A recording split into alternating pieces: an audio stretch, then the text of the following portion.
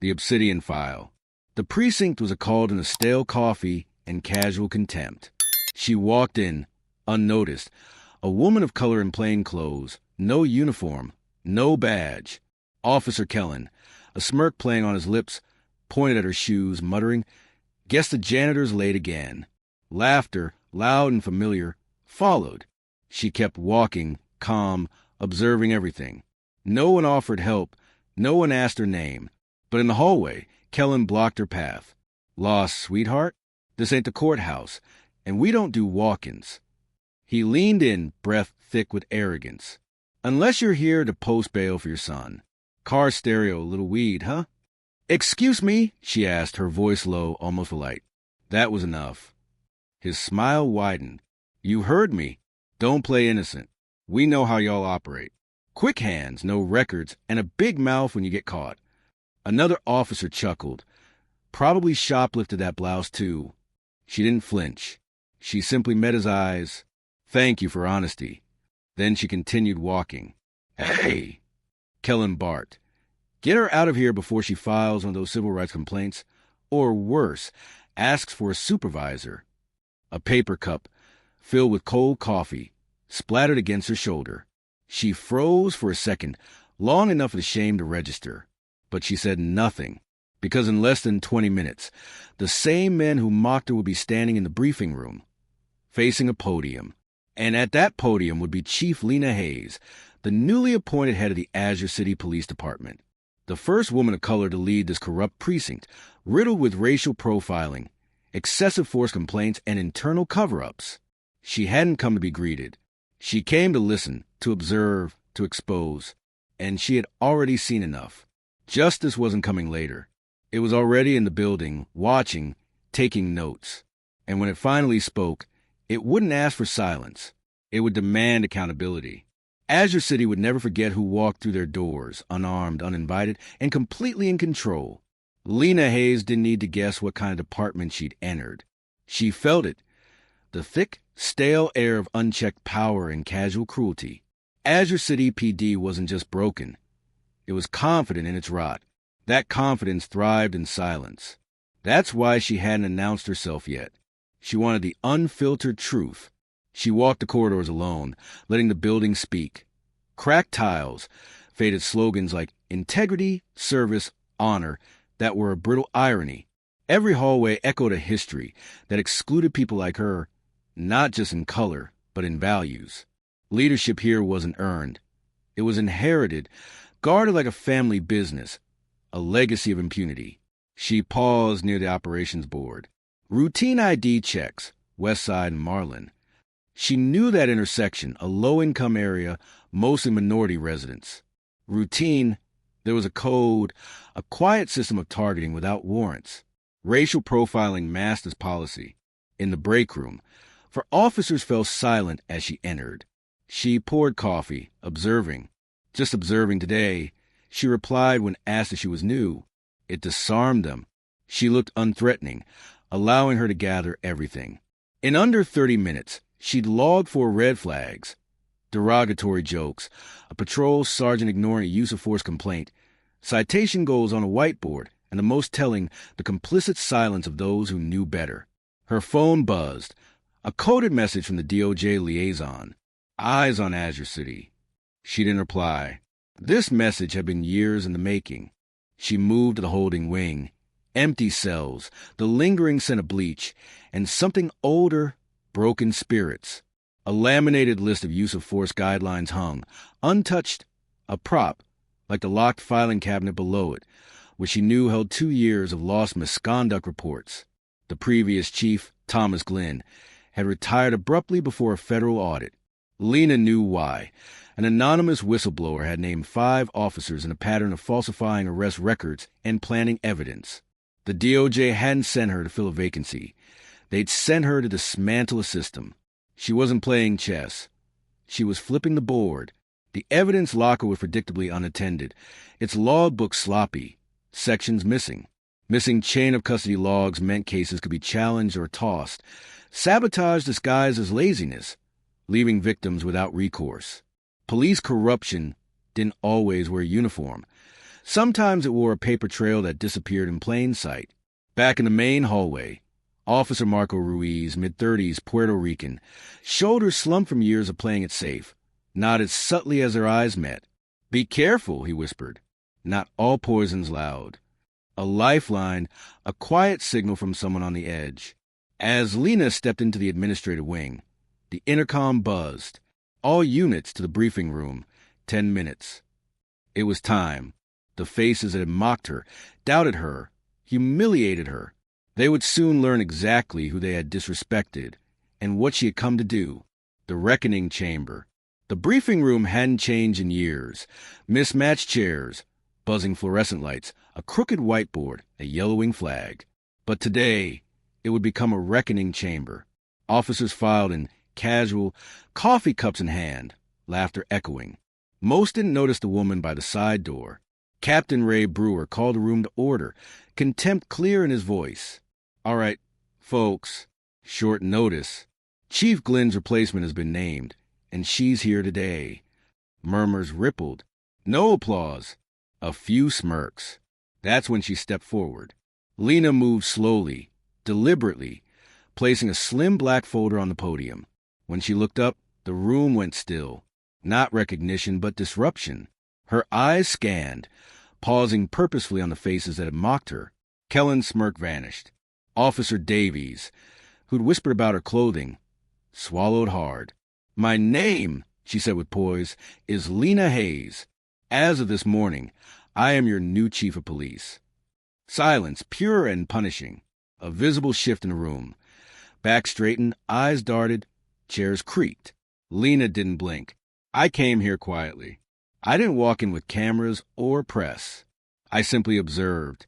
And what I witnessed in this building within my first hour was not just disappointing, it was revealing." Her voice was clear, even laced with steel.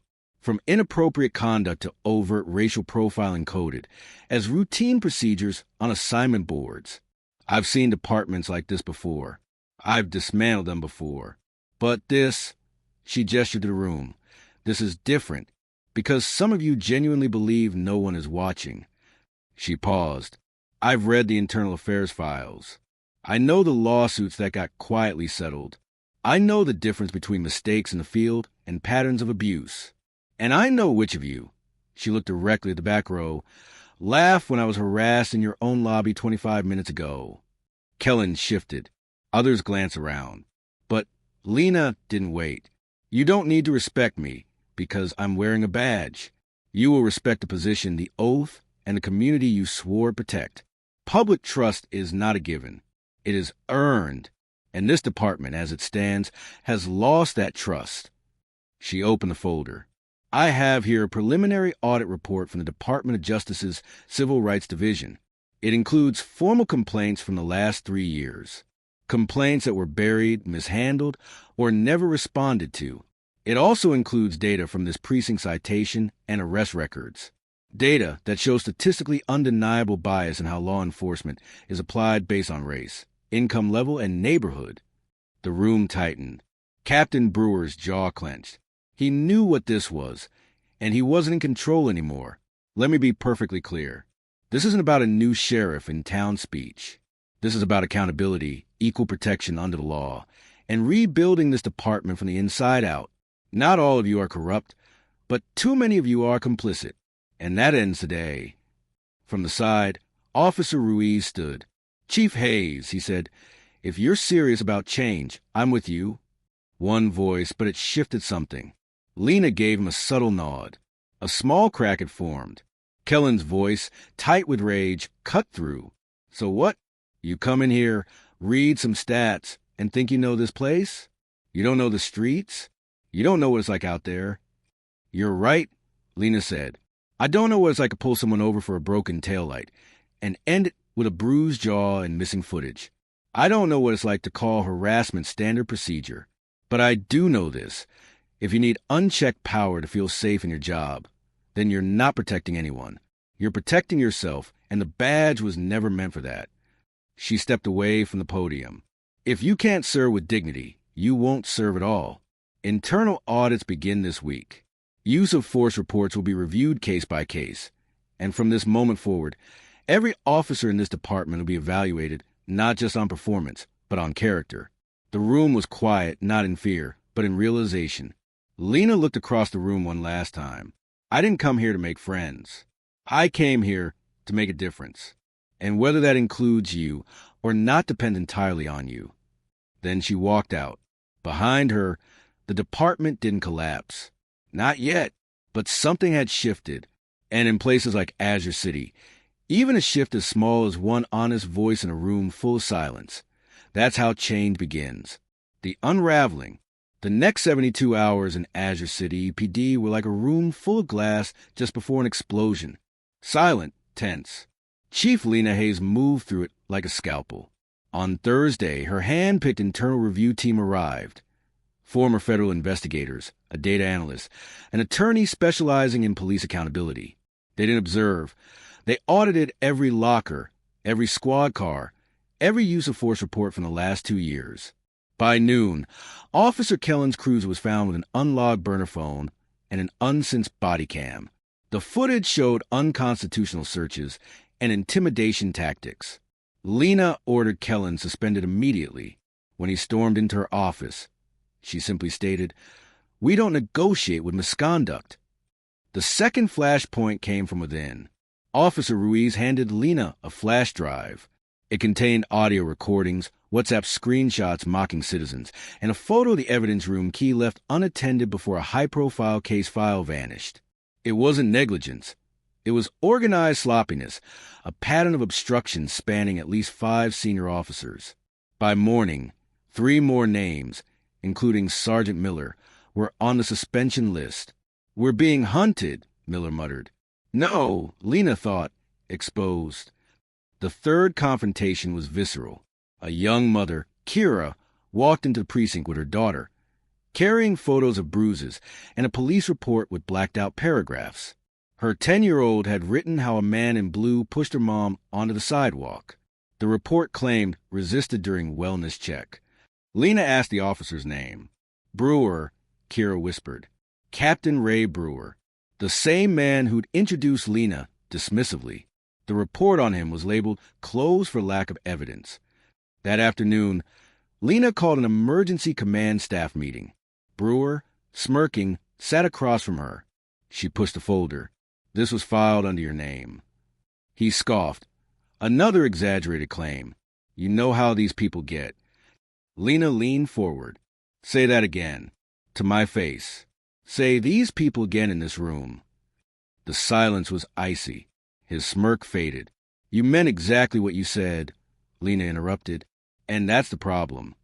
She stood. "This department is no longer a fortress of protected egos.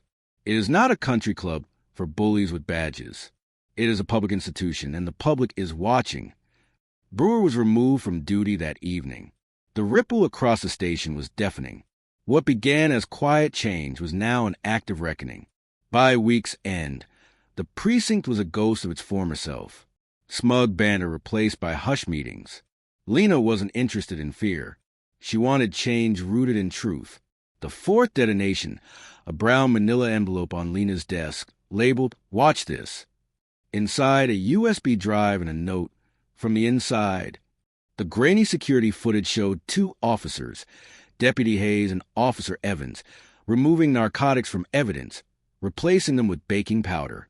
6 months prior, a trafficking bus used as a PR victory saw charges dropped due to mishandled evidence. It had been intentional. The footage ended with Captain Brewer meeting a man in the basement garage, handing him a package. "Tell Kellen that shipment's covered. Now disappear." The web was wider. Lena scheduled an emergency call with the DOJ. Azure City PD was now under federal investigation for corruption and civil rights abuse. The next morning, Lena showed the video to Officer Ruiz. "We have to let the town see this," he said. "They need to know the truth." Lena agreed. That Sunday at the monthly Community Safety Forum, usually poorly attended, Lena made sure the invitations went wide and the media showed up. When the lights dimmed, she played the video. No introduction, just the raw footage. Gasps, then murmurs rising like a slow wave. "That's my cousin's case. a woman whispered. Lena waited. Then she stepped to Mike. This is your police department, and this is why it has to change. That moment, the fifth detonation, was when Azure City turned. By Monday, Lena filed formal complaints with the state attorney general's office. For officers were on administrative leave. A joint investigation task force began collecting statements. Dozens of suppressed complaints, some nearly a decade old, surfaced. It wasn't a few bad apples. It was a culture designed to silence. The sixth flashpoint came from the officers themselves. A group of junior staff, mostly officers of color, requested a private meeting. One by one, they told their stories, buried complaints, promotions dangled then pulled when they refused to get with the program. Rachel Thomas, a rookie, spoke last, voice trembling. I joined this department to serve people who look like my family, but I was told on day one to forget the sob stories and stick to quotas. I wanted to quit every day since. Until now. Lena nodded. You don't have to quit. You just have to fight smarter, and I'll have your back. Word spread. A new culture was taking root. But change, even righteous change, had consequences. That night, someone slashed Lena's tires, keying traitor into the driver's side. She didn't report it. She had the tires replaced. Intimidation didn't work on someone who'd already faced worse. The seventh detonation, an encrypted file from a former prosecutor. A leaked memo from Chief Glenn himself outlined a discretionary enforcement strategy during election cycles. It instructed officers to increase arrests in specific zip codes known for low voter turnout and poor legal representation. Targeted suppression, dressed as law and order. Lena stood at her office window, holding the printout. This wasn't just a broken apartment. It was systemic abuse wrapped in a flag. Her responsibility was to burn it down to the roots. She dropped the memo into a fireproof evidence bag. I didn't come here to clean house, she whispered. I came to build a new one. Outside her office, for the first time in Azure City's recent history, the silence no longer felt like fear. It felt like the pause right before something better began. The full sweep was supposed to take 6 months. It took less than 3. Lena had expected to dig through layers of dysfunction, but what she found wasn't buried. It was wide open, shameless, and systemically maintained. And now, for the first time, it had a spotlight. But change doesn't happen in a straight line. It twists. It retaliates. It resists. The twist came on a Tuesday morning.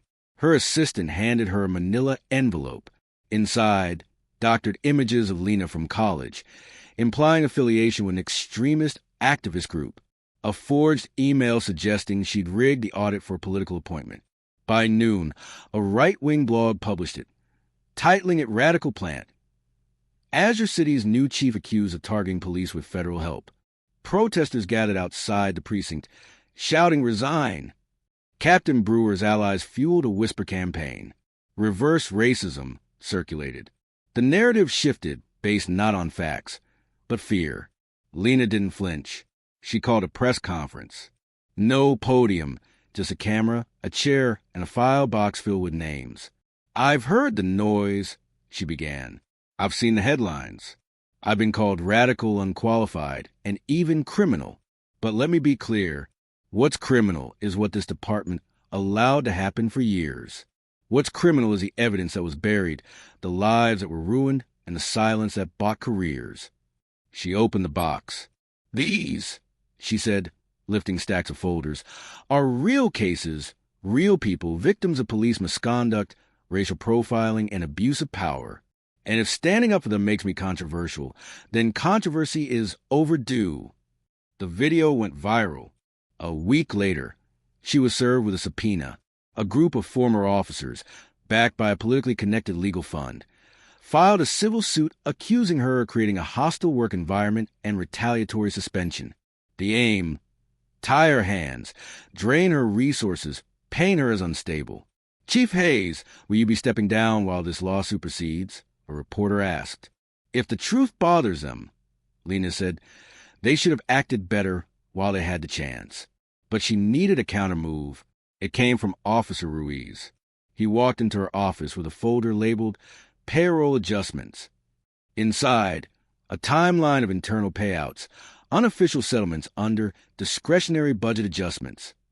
Over $750,000 across 6 years. These aren't mistakes, Ruiz said. They're silencing fees.